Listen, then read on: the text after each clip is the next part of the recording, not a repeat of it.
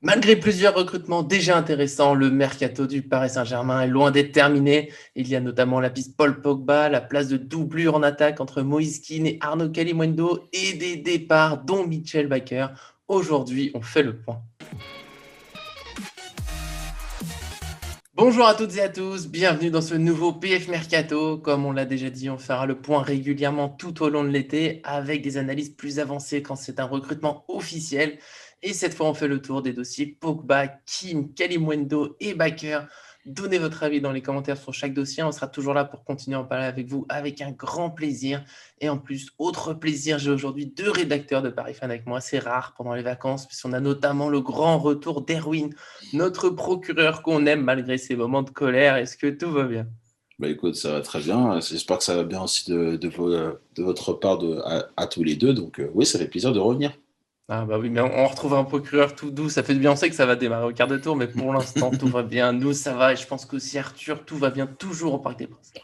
Ouais, salut à tous les deux, ça va. Je tiens juste à féliciter Marco Verratti, Gianluigi Donnarumma, André Di Maria et Leandro Paredes pour leur victoire en Ouais. Copa América et à l'Euro. C'est vrai, c'est beau, faut y penser. C'est vrai qu'on n'en parle pas beaucoup. Là, on est sur le mercato, mais il y a quand même des Parisiens qui ont fait des beaux parcours cet été. On va pas se cacher, on est pressé de les retrouver au PSG. C'est bien ces compétitions, mais nous, c'est le PSG avant tout. Et notamment le mercato en ce moment. Je lance le premier dossier. C'est pour ça qu'on est là. C'est Paul Pogba, milieu de 28 ans, qui n'a plus qu'une année de contrat à Manchester United. Alors, c'est une situation forcément qui fait penser à un départ. S'il faudrait une prolongation ou une vente cet été, parce que le voir partir gratuitement l'été prochain, ça serait assez gênant. On connaît la situation avec Mbappé, hein, on a pareil. Et justement, le PSG compte bien en profiter, on peut le dire, ça a été évoqué par plusieurs médias déjà ce dossier. Nous, on a pu le mettre sur notre site ce dimanche. Le PSG est confiant dans ce dossier. Il a déjà les bases d'un contrat avec Pogba, hein, qui sont bien avancées. On a 4 ans, plus une année en option. Le tout avec 18 millions d'euros bruts par saison, bonus compris. Et c'est du côté de Manchester United où voilà, l'accord faut encore y travailler, mais ça avance, ça avance. Ça devrait se faire autour de 50, 60 millions d'euros. Ça dépend toujours des détails. C'est difficile de donner un prix exact avant que ce soit tout à fait bouclé. Pour l'instant, le PSG tente une offre à 40 millions d'euros et 20 millions d'euros en bonus, des bonus quasiment automatiques, mais ça permet un peu on va dire, de différer le paiement, de ne pas tout payer d'un coup cet été. L'accord avance, on n'y est pas encore. Paris pourrait essayer d'inclure des joueurs, hein, pour essayer de tenter Manchester United, tout en baissant la somme dépensée. Il y a les Kehrer, il y a les Draxler, il y a Gay qu'on nous a évoqué qui pourrait tenter de proposer. Attention, c'est pas encore sûr que ce sera un échange, c'est une possibilité pour faciliter la négociation. En tout cas, Paris est confiant. On y croit. Pogba pourrait arriver cet été, notamment, je le redis, hein, parce que Manchester United ne veut pas le perdre gratuitement, donc ça les pousse un peu à accepter une vente. Donc, il y a cet optimisme côté PSG. Moi, je le dis, ça me plaît plutôt cette piste. Mais vous, qu'est-ce que vous en pensez, mais Arthur et Erwin? Écoute, comme j'ai dit dans le dernier podcast, je trouve que ça serait complètement fou, ça continuerait ce mercato complètement fou du PSG. Alors bien sûr, on va nous sortir que Pogba est un peu intermittent du spectacle, mais il était à Manchester. On connaît un autre joueur qui est au PSG, qui était à Manchester et qui était en difficulté. On s'appelle André Di Maria. Donc pour moi, il y a aussi des difficultés de jouer là-bas, hein. Et on sait que c'est pas non plus, c'est pas Paris, hein, c'est Manchester, c'est une autre ville. Ces C'est dernières un- années, c'est compliqué aussi. au niveau du club, voilà, ça reste bien évidemment un grand club historique, mais c'est vrai que voilà, au niveau des titres, etc., c'est pas aussi clinquant que Paris. Au niveau de la ville, voilà, il pleut souvent. Enfin voilà, il y a plein de choses que des retours qu'on a un petit peu. C'est pas la belle vie, on va dire, que peut-être souhaite un peu le Pogba. En plus, il est malheureux avec les entraîneurs qu'il a eu. Donc Pochettino l'accueillerait bien sûr à bras ouverts. Nous aussi, j'imagine que qu'on verrait le Pogba de l'équipe de France avec cette équipe de stars que Paris est en train de se constituer. Après, voilà, à voir, hein, mais c'est vrai que c'est quand même un sacré coup, si ça se fait. Erwin, Un sacré coup, ouais. En fait, moi, le Pogba, je ne suis pas complètement contre dans le sens où c'est probablement le milieu de terrain qu'il nous faudrait dans le schéma en fait de que ce que voudrait faire Pochettino, notamment la saison prochaine.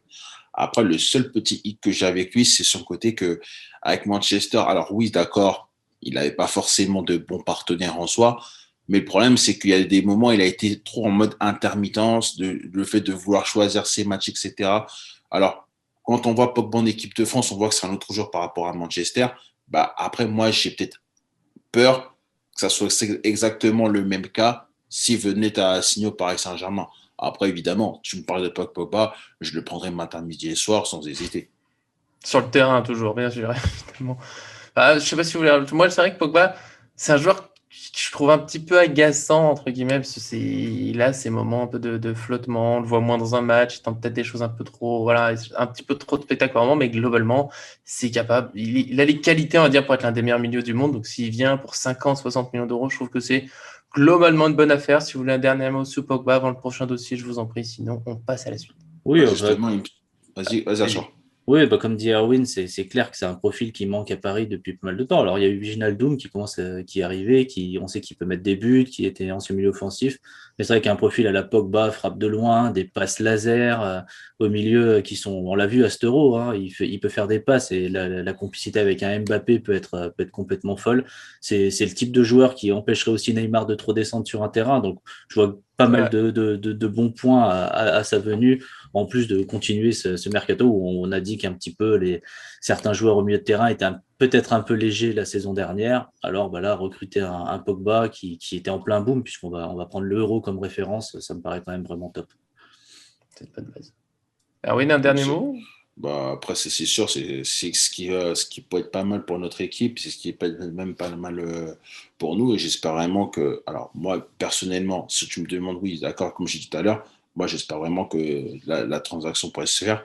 Et quand même, quand on sait que Manchester a mis, je crois, plus de 100 millions d'euros il y a 4 ou 5 ans pour l'avoir, aujourd'hui, si on le prend à peine à 60 millions, je pense que c'est quand même une bonne affaire pour nous. C'est vrai que ça serait une plutôt bonne affaire. Bon, c'est un prix qui me plaît, en tout cas. J'avais peur qu'on monte trop. Si on reste sur ce prix-là, ça paraît pas mal. Et on va donc passer à la suite. C'est pour Pogba. On a fait le tour pour l'instant. Je l'ai dit, des analyses plus avancées sur la tactique. Tout ça sera quand ça sera officiel, si ça l'est, et on l'espère. Pour l'instant, on passe un peu. Je trouve que c'est le poste de doublure de l'attaque, parce qu'il y a eu des informations ce week-end sur Moïse Kean et Arnaud Kalimuendo. Alors, d'un côté, il y a Moïse Kean, attaquant de 21 ans, qui était prêté la saison dernière au PSG par Everton, que Paris voulait faire revenir. Ils ont travaillé sur un pré-option d'achat. Il y avait un peu d'espoir. Mais ces derniers temps, c'est plus compliqué que prévu, notamment parce que c'est plus le même entraîneur. Carlo Ancelotti est parti pour aller au Real Madrid. Rafael Benitez l'a remplacé. Les échos du week-end, c'est que Rafael Benitez compte plutôt sur Kean. Donc lui, il voudrait le garder dans le fictif. Et si Everton doit le céder, ce serait plutôt une vente, ce qui n'arrange pas particulièrement le PSG. Donc ça pourrait se bloquer finalement, ce dossier. Alors peut-être que c'est grave et peut-être pas, ça dépendra. Je demanderai vos avis forcément.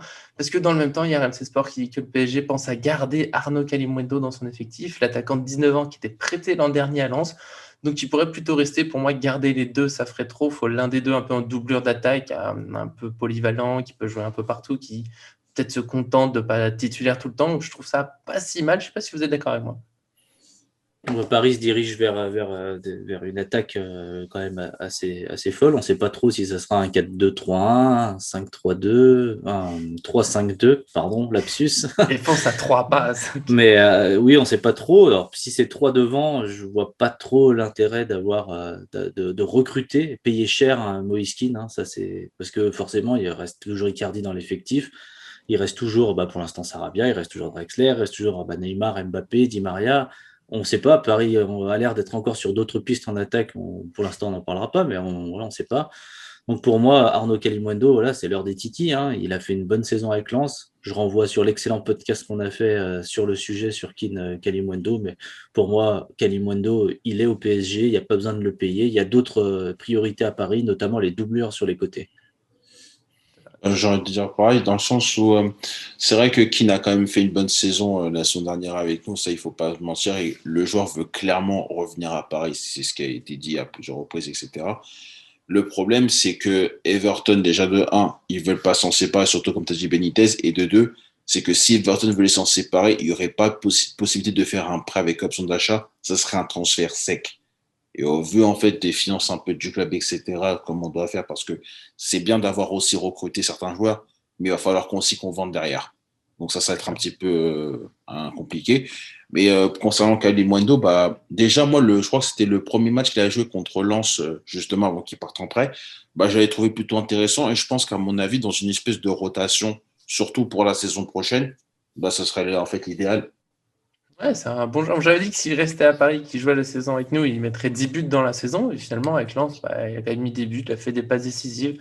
ça évite de dépenser de l'argent. Vous l'avez dit, en plus, si c'est un transfert définitif de Keane, alors c'est un joueur, on a vanté ses qualités plusieurs fois, mais s'il vient définitivement, peut-être que Kalimundo en plus peut s'inquiéter, lui, pour son avenir, parce que cette place un peu de doublure, de faire sa place en grandissant, elle serait un peu prise et je serais triste de le voir partir. Je pense qu'il y a une possibilité qu'il grandisse à Paris. J'ai envie qu'on reste sur cette priorité. Et je pense qu'on peut globalement passer au prochain dossier parce qu'on est d'accord sur ce King Kalimundo. Je le redis juste pour cette fois, je vais le dire pour Pogba, hein, mais c'est pas encore acté. Là, c'est la tendance du moment, même si Pogba, c'est quand même bien avancé.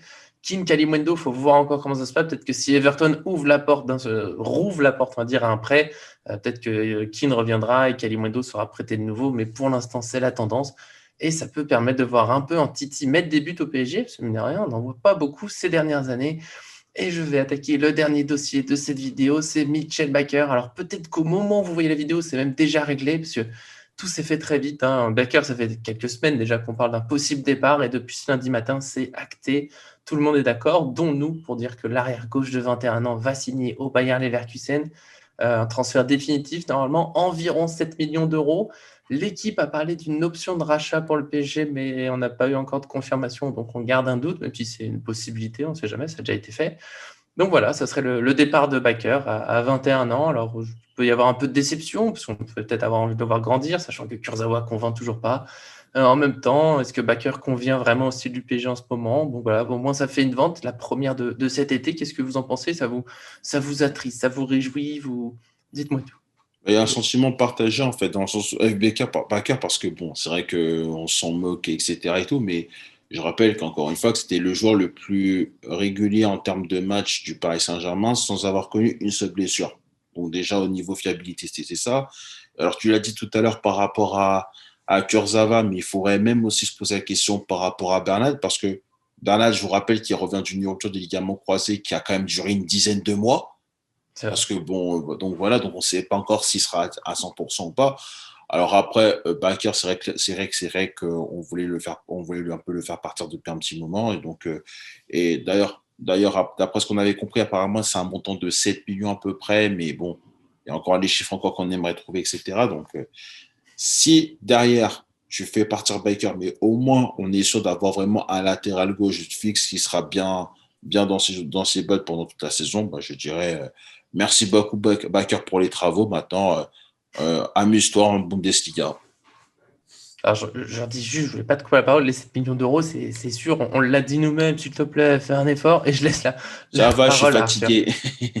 C'est la fatigue. C'est les vacances, c'est dur des fois. Voilà. Écoute, moi, c'est pas un départ qui m'attriste trop. Qui te chafouine. Ça me chafouine pas trop. Alors, pareil qu'Erwin, je vais quand même voilà, faire un petit texte sur Mitchell Baker, puisqu'il part. Je trouve quand même que c'est un joueur qui a vraiment aidé le PSG avec ses moyens, avec les moyens du PSG. On sait qu'à gauche, bah, il y avait les deux titulaires, ou les deux, on va dire si, les deux titulaires qui étaient blessés, hein. Bon, je rigole pour Kurzawa, mais on n'est pas loin de la vérité.